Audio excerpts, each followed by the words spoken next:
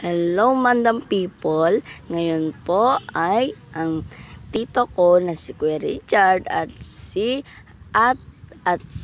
yung kakilala ko na si Ate Leia na magaling yan. Silang dalawa nagagawa silang patungan ng kubo po. Ayan po, ganda oh. Yan, pagod yarn. Pawis na pawis si Kuya Richard kasi po kanina pa po sila nag-ukay dyan. Ayan po, oh. Isa po. Ayan. Malapit na po sila matapos. Kaya antay-antay lang po kayo. Ayan po. Sana po masuportahan mo po kami sa pagbablog. O, diba? Galing yarn. Malapit na po.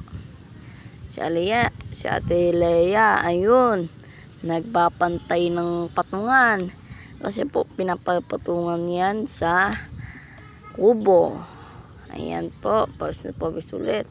Si Ate Leia, buti hindi napapagod. Kanina pa gawa ng gawa.